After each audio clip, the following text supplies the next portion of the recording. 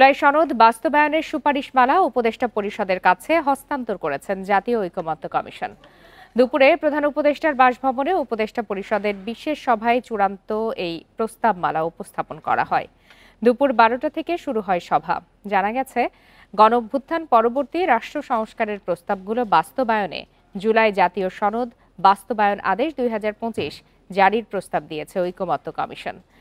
এই আদেশ বাস্তবায়নে পরবর্তী সংসদ আইনসভার পাশাপাশি সংবিধান সংস্কার পরিষদ হিসাবে কাজ করবে প্রথম 9 মাস। এই আদেশ বাস্তবায়নে সার্বভৌম ক্ষমতা আসবে গণভোটের মাধ্যমে। রাষ্ট্রের বিভিন্ন ক্ষেত্রে 84টি সংস্কার প্রস্তাব নিয়ে তৈরি করা হয়েছে জুলাই জাতীয় সনদ। এর মধ্যে 47টি প্রস্তাব সংবিধান সম্পর্কিত। মূলত এই প্রস্তাবগুলো বাস্তবায়নের উপায় নিয়েই দলগুলোর মধ্যে মতভিন্নতা রয়েছে। এর মধ্যে 7টি মৌলিক সংস্কার প্রস্তাবে ভিন্ন মত দিয়েছে বিএনপি। আদালতের রায়ে তত্ত্বাবধায়ক সরকার ব্যবস্থা ফিরে এলেও আসন্ন জাতীয় নির্বাচনে এটি কার্যকর করা সম্ভব নয় বলে মন্তব্য করেছেন জামায়াতের আইনজীবী শিশির মনির। মঙ্গলবার আপিল বিভাগে এ বিষয়ে রিভিউ আবেদনের শুনানির পর কথা বলেন তিনি। পরের সংসদ নির্বাচন থেকে তত্ত্বাবধায়ক ব্যবস্থা কার্যকর হবে বলে মত দেন তিনি। এর আগে আরেক আবেদনকারী বদিউল আলম মজুমদারের আইনজীবী শরীফ ভূঁইয়াও আদালতে একই মত দেন। রিভিউ শুনানিতে জামায়াতের আইনজীবীরা আদালতে বলেন, তত্ত্বাবধায়ক সরকার ব্যবস্থা বাংলাদেশের ইতিহাসের একটি অনন্য ধারণা। এই ব্যবস্থা বাতিল করায় জাতিকে অনেক খেসারত দিতে হয়েছে, তাই এটি ফিরিয়ে আনা উচিত। প্রধান বিচারপতি ডক্টর সৈয়দ রেফাত আহমেদের নেতৃত্বে 7 বিচারপতির পূর্ণাঙ্গ আপিল বেঞ্চে সকাল থেকে তত্ত্বাবধায়ক ব্যবস্থা বাতিল করে সংবিধানের 13 সংশোধনী অবৈধ ঘোষণা করে দেয়া রায় বাতিল চেয়ে করা রিভিউ আবেদনের শুনানি চলে। বিএনপির মহাসচিব, জামায়াতের সেক্রেটারি জেনারেল সুজন, সম্পাদক বদিউল আলম মজুমদার সহ মোট 5 জন এই রিভিউ আবেদন করেন। তত্ত্বাবধায়ক সরকার ব্যবস্থা বর্তমান প্রেক্ষাপটে সংবিধানে এলাও হয়ে পুনরুজ্জীবন হলেও বাস্তবে এটি কার্যকর করা এই মুহূর্তে সম্ভব নয়। কারণ এখন যে সিস্টেমের মধ্যে আছি সেই সিস্টেমে আমাদের সংবিধানের পূর্ববর্তী আর্টিকেল 58 ক, খ, গ, ঘ যে সিচুয়েশনে এটাকে অ্যাপ্লাই করতে হয়, এই সিচুয়েশন বাংলাদেশে আপাতত নাই। নির্বাচনের আগে অধিকাংশ অস্ত্র উদ্ধার হবে বলে আশা স্বরাষ্ট্র উপদেষ্টার। বলেন, প্রতিনিয়ত অস্ত্র উদ্ধার করা হচ্ছে, যা অব্যাহত থাকবে। সকালে আনসার ও গ্রাম প্রতিরক্ষা ট্রাস্টেড ট্রান্সপোর্ট সার্ভিসের উদ্বোধন অনুষ্ঠান শেষে একথা বলেন তিনি। উপদেষ্টা বলেন, নির্বাচনের সময় সবথেকে বেশি সংখ্যায় নিয়োজিত থাকবেন আনসার সদস্যরা। প্রতিটি কেন্দ্রে থাকবেন 13 জন সদস্য। এছাড়া এবারই প্রথমবারের মতো প্রিজাইডিং অফিসারের নিরাপত্তায় একজন আনসার সদস্য নিয়োজিত থাকবেন। নির্বাচন সুষ্ঠু করতে আনসার ব্যাটালিয়ন গুরুত্বপূর্ণ ভূমিকা পালন করবে বলে আশা করেন স্বরাষ্ট্র উপদেষ্টা।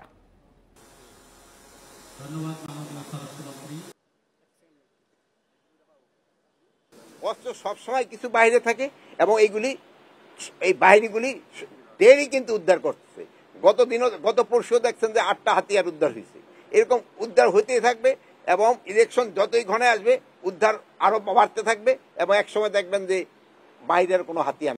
সংবাদ দুপুরের শুরুতেই যেমনটি জানিয়েছি, জুলাই সনদ বাস্তবায়নের চূড়ান্ত সুপারিশের বিষয়ে আমরা প্রতিবেদনেও দেখিয়েছি। এই বিষয় নিয়ে কথা বলতে এই মুহূর্তে আমাদের সাথে রাজধানীর পল্টন থেকে যোগ দিয়েছেন সিপিবির কেন্দ্রীয় কমিটির সাবেক সাধারণ সম্পাদক রুহিন হোসেন প্রিন্স। জনাব রুহিন হোসেন প্রিন্স, আপনাকে স্বাগত জানাচ্ছি ইন্ডিপেন্ডেন্ট টেলিভিশনে। আপনার কাছে প্রথমে একটু জানতে চাই যে জুলাই সনদ বাস্তবায়নের গণভোটে বিভিন্ন দলের দেয়া নোট অব ডিসেন্ট বা ভিন্ন মতের বিষয়গুলো উল্লেখ থাকবে না বলে চূড়ান্ত সুপারিশে বলা হয়েছে। এই বিষয়টিতে আপনার অভিমত জানতে চাই। প্রথমত এখনো পুরো কাগজটা আমাদের কাছে আসেনি বা দেখা সম্ভব হয়নি, কিন্তু আমি ঠিক বুঝতে পারছি না যদি নোট অফ ডিসেন্ট উল্লেখ না থাকে ওনারা ঐক্যমত্য হিসাবে কোন কোন পয়েন্টগুলোকে ধরছেন। ধরুন, ওনারা আমাদের সাথে আলোচনায় এবং কাগজ যেটা পাঠিয়েছিলেন 84টি, এবং সেগুলোকে যদি পুরোটাই ঠিক রাখেন তাহলে নোট অফ ডিসেন্ট বা ভিন্নতর ঘোরতর দ্বিমত যেগুলো, সেটা যদি না রাখেন তাহলে তো কিসের উপরে গণভোট করবেন? এটা তো মোটেই যথাযথ হবে না, বা এটা আলোচনাটাই তো যথাযথ না। কারণ এইগুলোর মধ্যে বিশেষ করে সংবিধান সংশোধনের যে বিষয়গুলো রয়েছে সেই অধিকার তো অন্য কারোর নাই। মানে সংবিধান অনুযায়ী নির্বাচিত পার্লামেন্ট করবে, গণভোটের প্রশ্ন তারপরে আসবে, তার আগে এইখানে গণভোটটা খুব প্রয়োজনীয় বলে আমরা এটা মনে করি না। যেভাবে আগেও সাজানো হয়েছিল তাতে কতগুলো ত্রুটি থাকলেও আপনি একটা বিষয়ে, যে বিষয়ে অধিকাংশের মত আছে বা কম লোকের মত আছে, সে ব্যাপারে নোট অফ ডিসেন্ট এবং ঘোরতর দ্বিমত থাকাটাই খুবই স্বাভাবিক ছিল। যদিও তো এটা রেখে গণভোট কিভাবে হবে সেটা পরের প্রশ্ন, কিন্তু যদি নোট অফ ডিসেন্ট বা ঘোরতর দ্বিমতগুলো না থাকে তাহলে এটা যথাযথ একেবারেই হবে বলে আমার মনে হয় না। সংবিধানের কথা যেহেতু সংসদ বা সংবিধানের কথা যেহেতু আসলো, সেহেতু আমি একটু বলি যে সুপারিশে তো এটিও বলা হয়েছে যে আদেশ বাস্তবায়নে পরবর্তী সংসদ আইনসভার পাশাপাশি সংবিধান সংস্কার পরিষদ হিসেবে কাজ করবে প্রথম 9 মাস। এই বিষয়টিকে কিভাবে ব্যাখ্যা করবেন? আমি প্রথমত একটু বুঝতে চাই আদেশটা দেবে কে, এ ব্যাপারে আমি জানি না সুস্পষ্ট তারা বলেছেন কিনা। সুতরাং আদেশ দেওয়ার বিষয়টা এটা একটা সাংবিধানিক বিষয়, আইনের বিষয়। এটা দেখেই তারপরে আমাদের চূড়ান্ত মতামতটা দিতে হবে। আমরা বলেছিলাম যে যে ব্যাপারে ঐক্যমত্য রয়েছে, মানে যে 84টার মধ্যে যে ব্যাপারে সব দলের ঐক্যমত্য যে কয়টা বিষয় রয়েছে, তার মধ্যে এখনকার আইনে যেগুলো বাস্তবায়ন সম্ভব এখনই করা হোক, এবং বাকিগুলো আগামী নির্বাচিত পার্লামেন্টের উপরে ছেড়ে দেওয়া হোক। সে ব্যাপারে একটা টাইম ঠিক করা যেতে পারে, তাতে আমাদের কোনো আপত্তি নাই। কিন্তু আমি জানি না কিভাবে 9 মাস এবং তার আগে পরে কি বলা হয়েছে, এটা না দেখে বলা যায় না। কিন্তু সাধারণভাবে আমাদের মতামতটা হচ্ছে পরিষ্কার, যে সংবিধান সংশোধনের সাথে যেটা জড়িত সেগুলো নির্বাচিত পার্লামেন্টের উপরে ছেড়ে দিতে হবে। তবে পার্লামেন্ট অনন্তকাল ঝুলিয়ে রাখবে সেটা আমরা চাই না। তার জন্য টাইম ফ্রেমের বিষয়ে আমরা একমত হতে পারি, কিন্তু আরো কি কি পদ্ধতি এবং কিভাবে এইটাকে আদেশ দেওয়া হবে এগুলো সুনির্দিষ্ট এবং আইনজীবীদের সাথে কথা বলেই আমাদের বিষয় সুনির্দিষ্ট করতে পারবো। কিন্তু আমার মনে হয় আমাদের হাতে যে অল্প সময় আছে, অর্থাৎ নির্বাচন ফেব্রুয়ারিতে হবে, ডিসেম্বরের প্রথম সপ্তাহে নির্বাচনের শিডিউল সুনির্দিষ্টভাবে ঘোষণা করা হবে। অলরেডি অক্টোবর মাস শেষ, নভেম্বর মাসে পড়ে যাচ্ছে।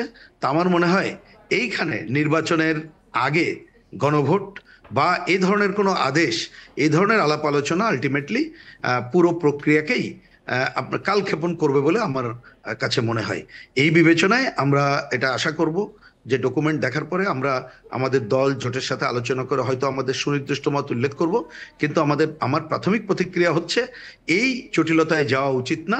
এটা পরিষ্কার করে বলা উচিত সংবিধান সংশোধনগুলো আগামী পার্লামেন্ট তারা প্রস্তাব করবে, তারা করবে। যেগুলো গণভোটের প্রয়োজন সেখানে গণভোট করবে। এর জন্য সময় নির্দিষ্ট করে দেওয়া যেতে পারে বলে আমি মনে করি। জি, আপনার সাথে কিছুক্ষণ আগে বলা হচ্ছিল যে ভিন্ন মতের বিষয়গুলো থাকবে না। আপনাদের পক্ষ থেকে কোন কোন সংস্কার প্রস্তাবে ভিন্ন মত দেয়া হয়েছিল, আর অন্য দলগুলোরই বা ভিন্ন মতের মূল কারণ কি ছিল? না দেখুন, আমাদের শুধু ভিন্ন মত না, আমরা ঘোরতর দ্বিমত করেছিলাম, যেটা আমরা একেবারেই রাখা প্রয়োজন মনে করি। তার মধ্যে যেমন উল্লেখযোগ্য হচ্ছে আমাদের সংবিধানে 72-এর সংবিধানে অনেক ত্রুটি আছে, তার অসম্পূর্ণতা দূর করতে চাই, যার জন্য আমরা সংশোধনীর পক্ষে। এবং এখন না, ওই 72 সাল থেকে আমরা বলে আসছি অনেকগুলো পয়েন্টে। কিন্তু আমরা দেখলাম এইখানে আমাদের মুক্তিযুদ্ধের মধ্য দিয়ে অর্জিত সংবিধানে যে 4 মূলনীতি, সেটাকেও এক অর্থে মানে আকার ইঙ্গিতে যেভাবে লেখা হয়েছে তাতে তার বাইরে অন্যগুলো ঢোকানো হচ্ছে। তা যেগুলো ঢোকানো হচ্ছে তাতে আমাদের আপত্তি নেই। তো এই যে 4 মূলনীতি প্রকৃতপক্ষে যেটা থাকবে না সে ব্যাপারে আমাদের ঘোরতর দ্বিমত রয়েছে। বিষয়টা আরেকটা উল্লেখ করি, যেমন ধরেন দ্বিকক্ষবিষ্ট পার্লামেন্ট, আমরা মনে করি এটা বড় শাসনতান্ত্রিক বিষয়, এগুলো আরো আলাপ আলোচনা করে করা দরকার। কিন্তু না করে তারা এটাকে যেটা করছে আমরা তার সাথে একমত নাই। ধরুন নারী আসন আমাদের পরিষ্কার বক্তব্য হচ্ছে আসন সংখ্যা বৃদ্ধি করতে হবে এবং সরাসরি নির্বাচন করতে হবে। কিন্তু যেভাবে ঐক্যমত্য কমিশন এখানে সাজিয়েছে তাতে আমরা দেখি আলটিমেটলি সরাসরি নির্বাচন একেবারেই অনেক দেরি হয়ে যাবে, দিল্লি দুরস্থ হয়ে যাবে। এ ধরনের অনেকগুলো প্রশ্নে আমাদের দ্বিমত রয়েছে। যেমন ধরুন আমাদের স্বাধীনতার ঘোষণাপত্র, স্বাধীনতার যে ঘোষণা, এই জায়গাগুলো এটাকে বাতিল করার কথা বলা হচ্ছে, সে ব্যাপারে আমাদের ঘোরতর আপত্তি রয়েছে। আমরা যেমন এক্ষেত্রে আমি জানি না যে ওনাদের চূড়ান্ত সুপারিশে কি আছে না আছে, কিন্তু আমরা আগে দেখলাম যে পটভূমি যেভাবে লেখা হয়েছে তাতে আমাদের মুক্তিযুদ্ধ এবং এই 54 বছর ইতিহাস যেভাবে লেখা হয়েছে তার সাথে আমরা একমত না। অঙ্গীকারের বিষয় এসে আমরা দেখেছি এখানে কোনো আইন আদালতের সাথে কথা বলা যাবে না, মানে কেউ এটা নিয়ে কোশ্চেন তুলতে পারবে না। এর বাইরে যেমন বলা হয়েছে যে আমাদের এই যে সনদের কথা বলা হচ্ছে, এইটাকে এমনভাবে অনুচ্ছেদের সামনে নিয়ে আসা হবে তাতে অনেক সময় মনে হবে যে ৭১কে যেন বাদ দিয়ে এখানে অন্য কিছুকে পুনরুত্থাপিত করার চেষ্টা করা হচ্ছে। তো জি সুতরাং এই ধরনের অনেকগুলো বিষয় রয়েছে যে ব্যাপারে জি আমরা রুহিন আমাদের হোসেন প্রিন্স, ঘোরতর আপনার সাথে যখন এ বিষয়ে কথা বলছি ঠিক একই বিষয়ে এই মুহূর্তে ঐকমত্য কমিশনের সভাপতি কথা বলছেন। আপনাকে অসংখ্য ধন্যবাদ আমাদেরকে সময় দেওয়ার জন্য। জুলাই জাতীয় সনদ বাস্তবায়নের উপায় সম্পর্কিত সুপারিশ নিয়ে কথা বলছেন জাতীয় ঐকমত্য কমিশনের সহসভাপতি ডক্টর আলী রিয়াজ। আমরা সরাসরি চলে যাচ্ছি তার বক্তব্যে। সংস্কার কমিশনের সুপারিশগুলো ফেব্রুয়ারি মাসের মধ্যে সরকারের কাছে উপস্থাপন করার পরিপ্রেক্ষিতে অন্তর্বর্তী সরকারের প্রধান অধ্যাপক মোহাম্মদ ইউনূসের নেতৃত্বে জাতীয় ঐকমত্য কমিশন প্রতিষ্ঠিত হয় এবং 15ই ফেব্রুয়ারি থেকে জাতীয় ঐকমত্য কমিশন তার কাজ শুরু করে। জাতীয় ঐকমত্য কমিশনের কাজের প্রধান ক্ষেত্র ছিল সুস্পষ্ট সুনির্দিষ্টভাবে রাষ্ট্রীয় প্রতিষ্ঠানগুলোতে জবাবদিহিমূলক ব্যবস্থা প্রতিষ্ঠা, স্থায়ীভাবে গণতান্ত্রিকীকরণের পথরেখা নির্দেশ, ভবিষ্যতে ক্ষমতার এককেন্দ্রীকরণ রোধ করা এবং সামগ্রিকভাবে যেন একটি জবাবদিহিমূলক রাষ্ট্র প্রতিষ্ঠা সম্ভব হয় তার জন্য সুপারিশ পেশ করা।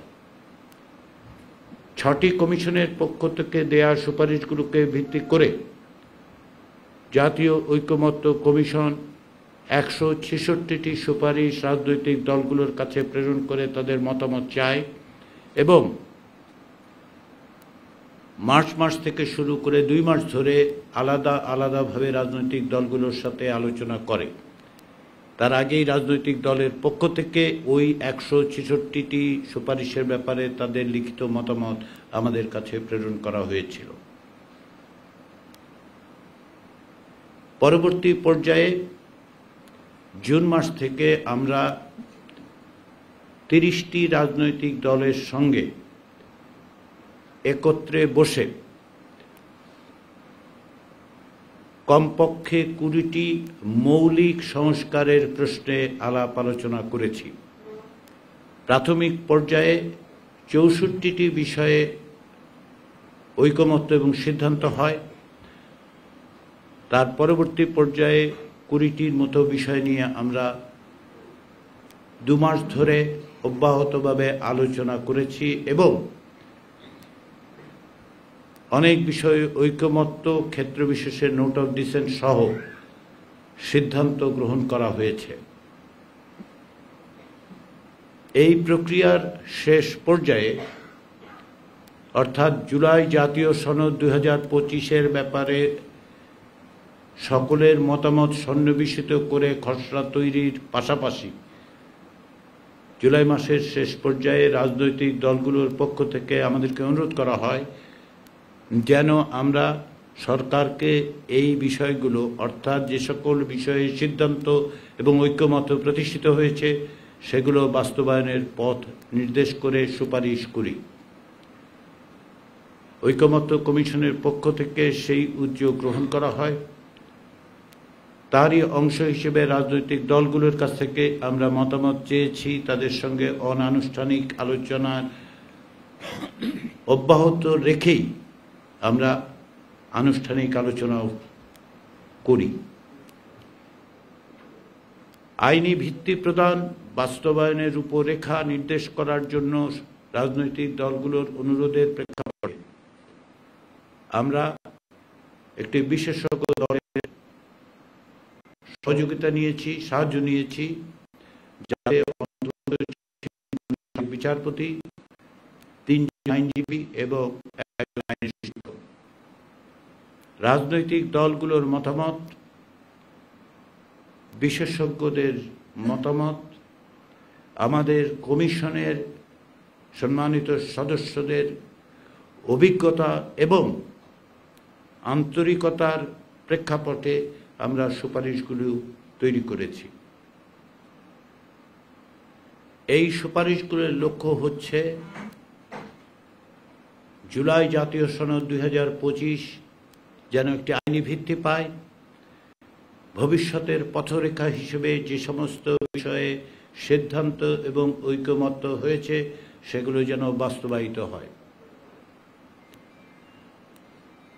ইতিমধ্যে আপনারা এও দেখেছেন যে জুলাই জাতীয় সনদ 17ই অক্টোবর স্বাক্ষরিত হয়েছে এবং রাজনৈতিক দলগুলোর পক্ষ থেকে সুস্পষ্ট ভাষায় দ্ব্যর্থহীনভাবে এই অঙ্গীকার করা হয়েছে যে তারা এগুলো বাস্তবায়ন করার জন্য অঙ্গীকারাবদ্ধ হলে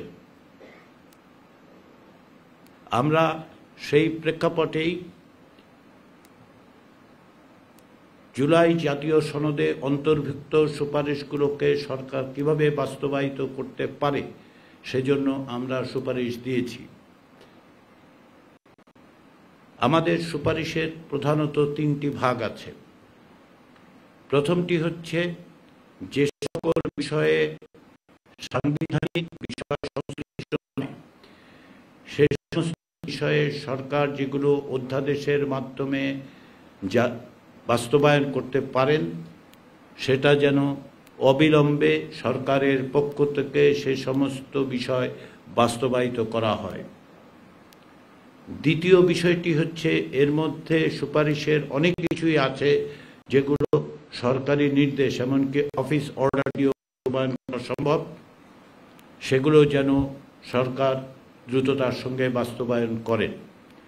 এই দুটো বিষয়ে রাজনৈতিক দলগুলোর মধ্যে ঐকমত্য কমিশনের সঙ্গে অংশগ্রহণকারী রাজনৈতিক দলগুলোর মধ্যে কোনো রকম ভিন্ন মত নেই এবং এটা আলোচনার মধ্য দিয়ে যখনই ঐকমত্য প্রতিষ্ঠিত হয়েছে আমরা সেটা সরকারকে অবহিত করেছি। পাশাপাশি আজকে আমাদের পক্ষ থেকে যে সুনির্দিষ্ট সুপারিশ দেওয়া হয়েছে সেখানে আমরা এগুলো চিহ্নিত করে দিয়েছি, কোনগুলো অধ্যাদেশের মাধ্যমে কোনগুলো অফিস অর্ডারে করা যাবে। রাজনৈতিক দলগুলোর সাথে আলোচনার ক্ষেত্রে আমরা লক্ষ্য করেছি যে সাংবিধানিক বিষয়গুলোতে অনেক অনেক বিষয়ে ঐকমত্য আছে, কিছু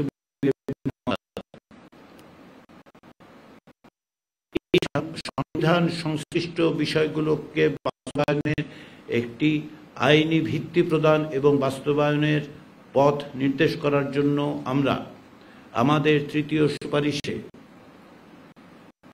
কিভাবে এগুলোকে বাস্তবায়নের পথে অগ্রসর হওয়া যায় তার সুপারিশ করেছি। সংবিধান সংশ্লিষ্ট 48টি বিষয়ের ব্যাপারে আমরা সরকারকে পরামর্শ দিয়ে বলেছি দুটো বিকল্প সরকারের হাতে আছে। এর দুটো বিকল্পেরই কিছু কিছু জিনিস এক, কিন্তু সামান্য ভিন্নতাও আছে। আমাদের প্রস্তাবগুলো হচ্ছে, সুপারিশগুলো হচ্ছে এই রকম। আমরা সরকারকে অনুরোধ করেছি, পরামর্শ দিয়েছি যে সরকার যেন অবিলম্বে একটি আদেশ জারি করে। এই আদেশের বিষয় হবে জুলাই জাতীয় সনদ 2025 সংবিধান সংস্কার বিষয়। সরকারের এই আদেশে অধীনে সরকার একটি গণভোটের আয়োজন করবেন। এই গণভোটের জনগণের কাছে আমরা সুপারিশ করেছি সরকার যেন একটি প্রশ্ন উত্থাপন করেন, সেটি হচ্ছে এই যে আদেশ এবং আদেশের তফসিলে অন্তর্ভুক্ত 48টি সংবিধান সংশ্লিষ্ট বিষয়ে সেগুলো বাস্তবায়নের ব্যাপারে জনগণের সম্মতি আছে কিনা। আমরা যে সুপারিশ করেছি তাতে বলা হয়েছে যে ত্রয়োদশ জাতীয় সংসদ একই সঙ্গে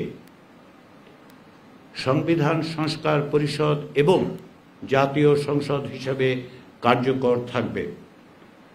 তবে সংবিধান সংস্কার পরিষদ কার্যকর থাকবে 270 দিন।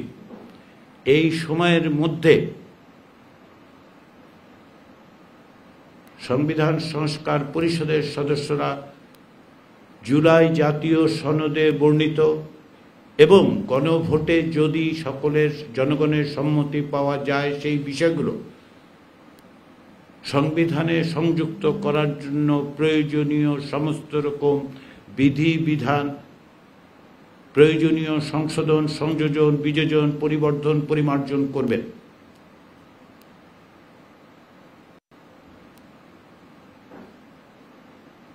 এরপরে যেটা আমরা বলেছি সেটি হচ্ছে একটি অন্যতম বিষয় হচ্ছে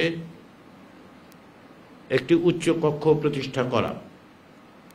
সংবিধান সংস্কার কমিশন এবং জাতীয় ঐকমত্য কমিশন এবং নির্বাচন ব্যবস্থা সংস্কার কমিশনের পক্ষ থেকে সুস্পষ্ট সুপারিশ ছিল ভোটের সংখ্যানুপাতে 100 সদস্যের একটি উচ্চ কক্ষ প্রতিষ্ঠা করা। সেই মোতাবেক যদি জনগণের সম্মতি পাওয়া যায় তবে জাতীয় সংসদ প্রতিষ্ঠার 45 দিনের মধ্যে উচ্চকক্ষ গঠন বিষয়ক প্রয়োজনীয় সংশোধনের মাধ্যমে তা বাস্তবায়িত হবে। যেহেতু উচ্চকক্ষ গঠনের ক্ষেত্রে সকলের যে সিদ্ধান্তের ক্ষেত্রে সুপারিশের ক্ষেত্রে যেটা আছে যে উচ্চকক্ষ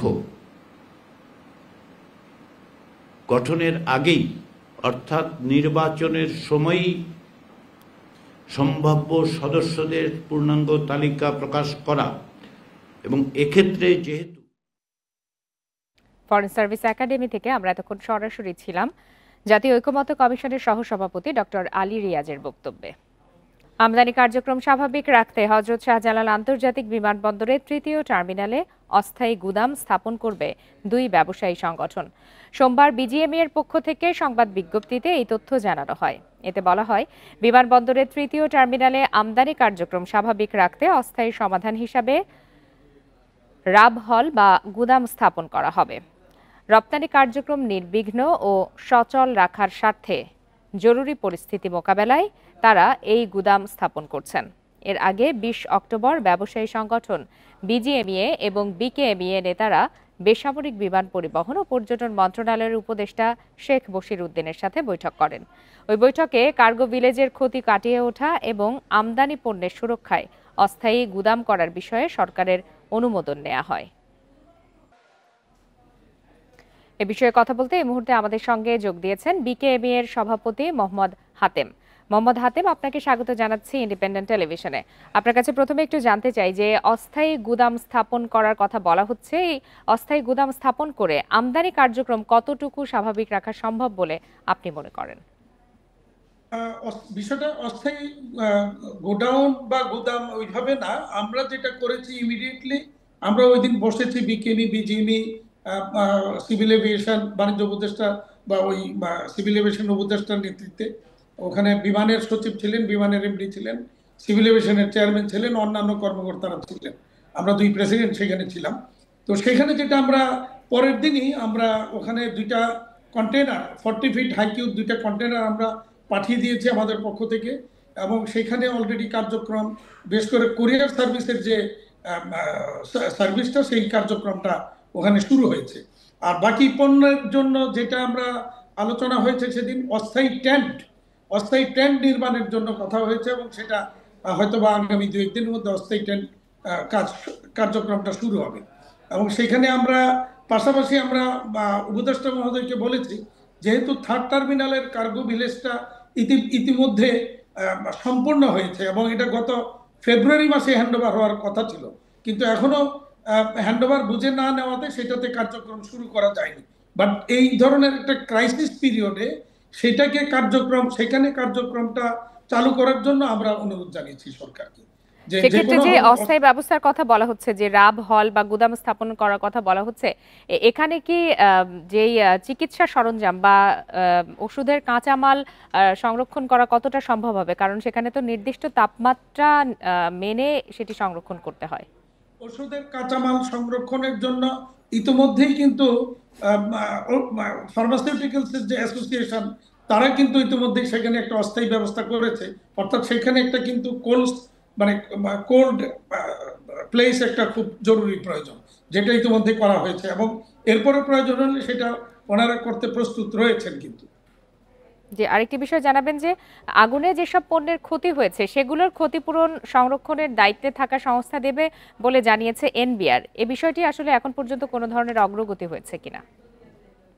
এটা আলোচনা হয়েছে এবং যদি কোরিয়ার আর ইন্স্যুরেন্স কোম্পানি যেটা যতটুকু কাভারেজ আছে সেটা যেন তা ইন্স্যুরেন্স কোম্পানিগুলি প্রদান করে, এবং এই ব্যাপারে অর্থ উপদেষ্টা বাণিজ্য উপদেষ্টা মহোদয়কে বলেছি যে ইন্স্যুরেন্স যেন কোন রকমের তালবাহানা তৈরি করে এটা দেওয়ার ক্ষেত্রে বিলম্ব না করে বা না দেওয়ার পায়তারা না করে, সেইটা একটু দেখার জন্য। আর যাদের ইন্স্যুরেন্স কাভারেজের মধ্যে আসবে না তাদের ক্ষতিপূরণটা সরকার বিশেষ একটা তহবিল গঠন করে দেওয়ার প্রস্তাব আমরা ওই দিনই প্রথম দিনই দিয়েছিলাম।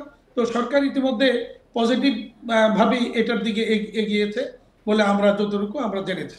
আমরা সরকারকে এই ক্ষেত্রে সাধুবাদ জানাবো এবং অবশ্যই আমরা ব্যবসায়ীদের পক্ষ থেকে কৃতজ্ঞতা জানাবো, কারণ এখানে এরকম অনেক ব্যবসায়ী আছে যাদের সারা জীবনের সম্বলটাই হয়তো এখানে পুড়ে গিয়েছে। সুতরাং তাদেরকে অন্তত ঘুরে দাঁড়াইতে হলে সরকারের সহযোগিতা ছাড়া ঘুরে দাঁড়ানো সম্ভব না। বিশেষ করে যেহেতু সরকারের একটা কাস্টডিতে আমাদের এই পণ্যটা পুড়ে গিয়েছে, তো দায়িত্বটা অটোমেটিক্যালি সরকারের কোনো না কোনো ডিপার্টমেন্ট, আইদার সিভিল এভিয়েশন আর বিমান, কাউকে না কাউকে এটাকে নিতেই হবে। জি, আর মোহাম্মদ হাতেম, আপনাকে অসংখ্য ধন্যবাদ আমাদেরকে সময় দেওয়ার জন্য। শেষ করছি বিরতিহীন সংবাদ দুপুর। ধন্যবাদ সবাইকে।